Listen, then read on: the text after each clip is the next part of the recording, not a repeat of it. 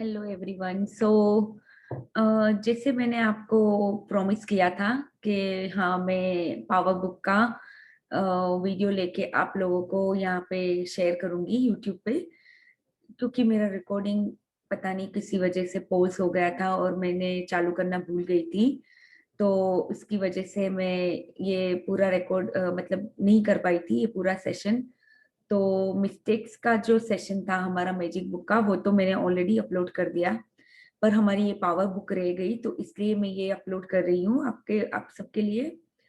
तो मैं चाहती हूँ कि आपका फ्लो कंटिन्यूअस हो, जो भी लोग मुझे यूट्यूब पे देखते हैं मेरी चैनल को। तो इसलिए मैं आज चाहती हूँ कि आपका फ्लो कंटिन्यूअस रहे और आपका ये गैप ना पड़े और आपको पूरा समझ में भी आ जाए कि हमारा जो फ्लो था जिसमें हम बातें कर रहे थे पावर बुक के बारे में, तो वो भी आपको आराम से समझ में आ जाए। तो जैसे हम कल पावर बुक में हमने बात की थी कि इमेजिनेशन आपकी जहां तक जा सकती है, जितनी वो ज्यादा हो सकती है, इतना ही आप अपनी तरफ सब चीजों को अट्रैक्ट कर सकते हो। यानी जो भी अगर आप कुछ इमेजिन कर सकते हो, इसका मतलब ही है कि वो ऑलरेडी इनविजिबल रेम्स में वो चीजें एग्जिस्ट करती है। ये आप सबको समझ आ गया, राइट? हमने ये कल बात की थी। तो अगर आप अपनी फुल हेल्थ में इमेजिन करते हो, तो वो आपके पास ऑलरेडी आ चुकी मतलब वो इनविजिबल रेम में ऑलरेडी है। अभी आपको क्या करना है, अपनी फ्रीक्वेंसी को वो फ्रीक्वेंसी के साथ अलाइन करना है। कौन सी फ्रीक्वेंसी? जो चीज आपको चाहिए उसमें, यूनिवर्स में आपको वो चीजों को उसी तरह से मतलब फ्रीक्वेंसी, गुड फ्रीक्वेंसी जोन में रहना है और वही फ्रीक्वेंसी में अलाइन होना है। आपकी एनर्जी और उसकी एनर्जी, दोनों की एनर्जी को अलाइन होना है। तो जैसे ही आप अलाइन होते हो, आपकी चीजें आपके तरफ आने लगती है और यूनिवर्स के लिए कोई चीजें बड़ी छोटी नहीं है। If you can imagine it already exist. ये सब बातें हमने की थी। तो let's move on now and let's start reading. So यहाँ पे मैं अभी शेयर करूंगी बुक को। तो हमने कल यहाँ तक रीड किया था कि कहाँ जो भी आप अगर इमेजिन कर ही रहे हो, तो आप why don't you imagine very good things for you.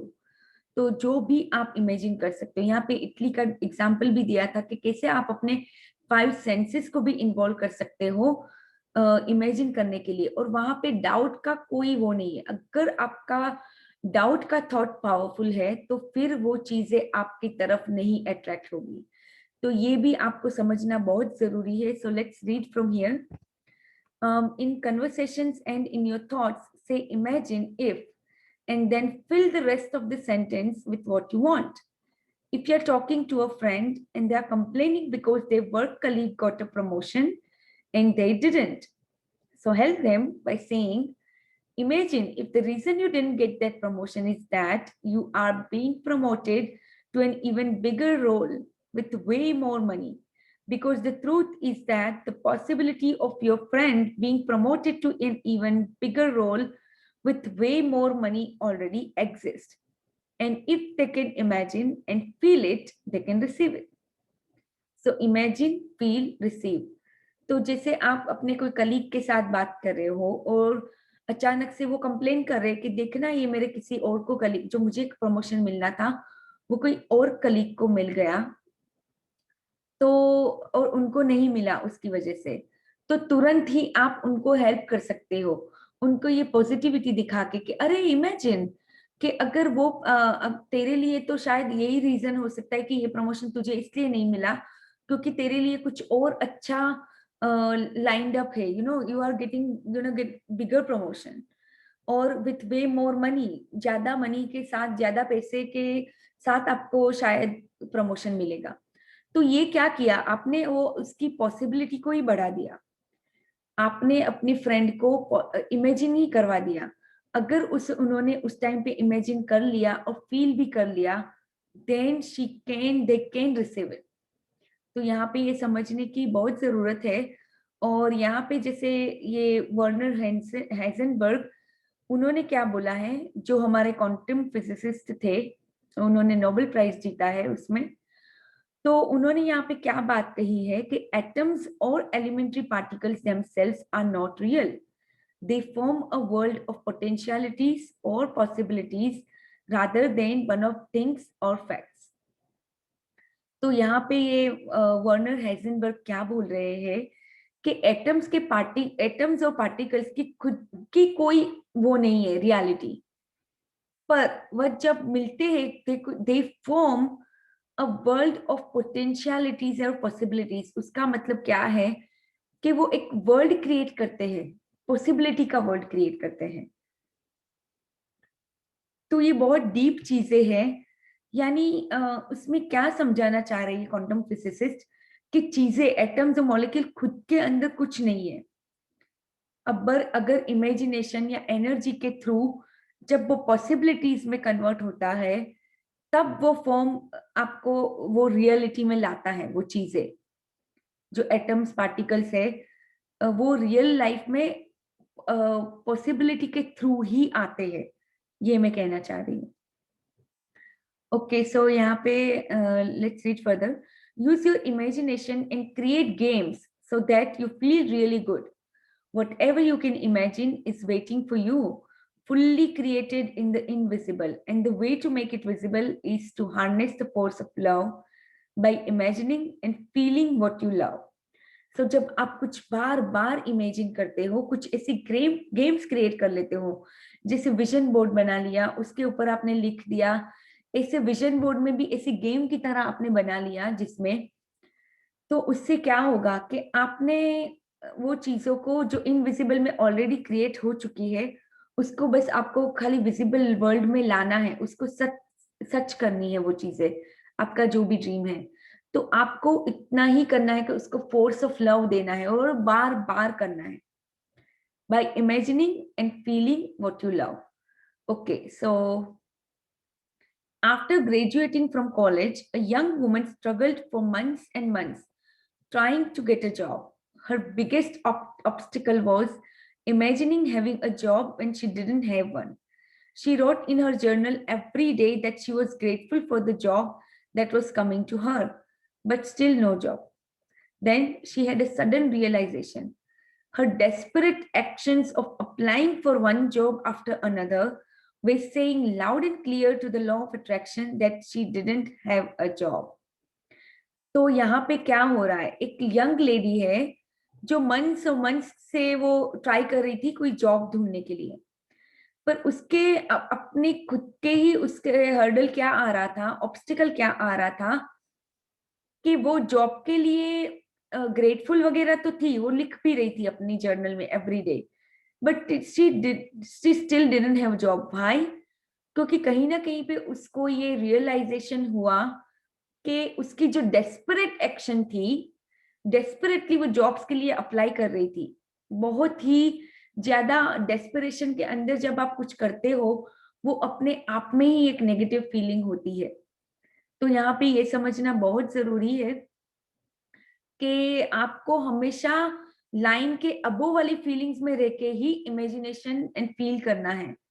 अगर आप देख रहे हो कि आप बिलो लाइन वाली फीलिंग्स में जा रहे हो, यानी डेस्परेशन वाली चीज ही हो गई कि वरी में आप जा रहे हो, कहीं ना कहीं पे आपको ये वरी है, डाउट है कि आपको जॉब मिलेगी कि नहीं, इसलिए बार बार अप्लाई कर रहे हो। तो उसको जब जैसे ही उसको ये रियलाइजेशन हुआ, तो उसने पूरा अपना ये गेम चेंज किया। और कैसे किया, let's see, let's read further. So here is what the young woman did that changed everything. She decided to use her imagination and live as though she were already employed. She set her alarm early as if she were going to work. Instead of writing in her journal that she was grateful for the job that was coming, now she wrote how grateful she was for her success in her job and for the people she worked with. She planned the clothes she would wear to work each day. She set up a savings account for her paychecks. Within 2 weeks, she felt as though she really had a job. Then, out of the blue, a friend told her about a position that had become available. She went for an interview, got the job, and received everything she had written about in her journal.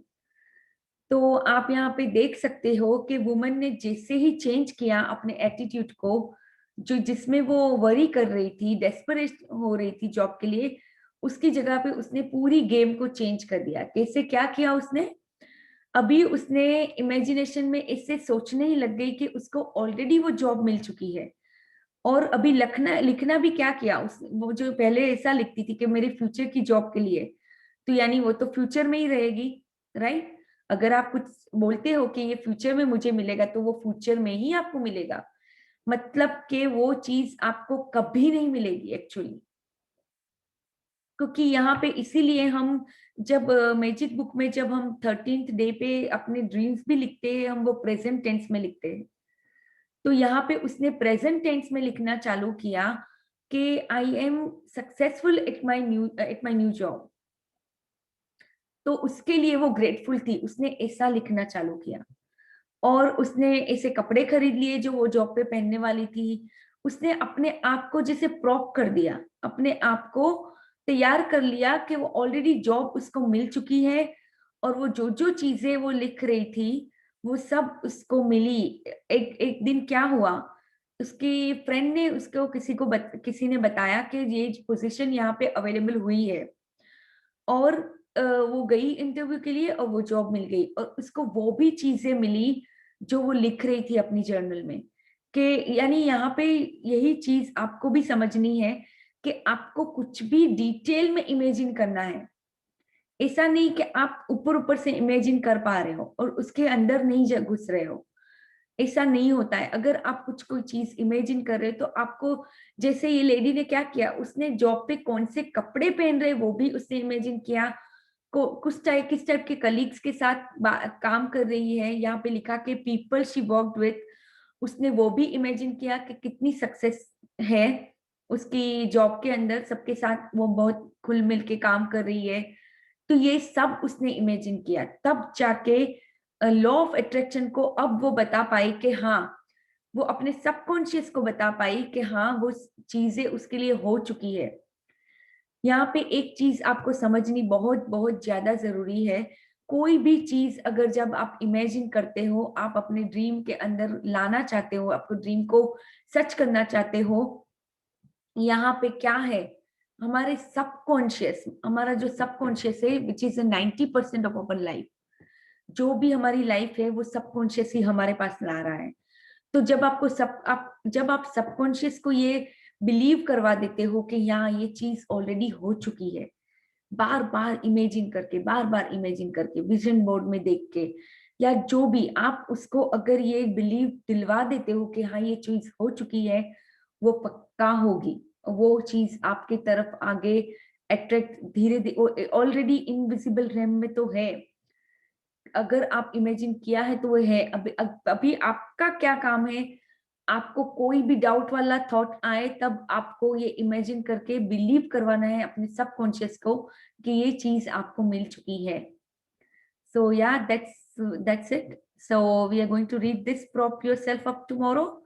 जैसे यहाँ पे भी इन्होंने अपने आप को prop किया, कुछ ना कुछ अपने आप को तैयार किया वो चीज लाने के लिए। तो यहाँ पे बहुत सारे अच्छे वाले एग्जाम्पल्स देख के हम समझेंगे कि एग्जैक्टली ये होता क्या है ये प्रॉप योरसेल्फ अप।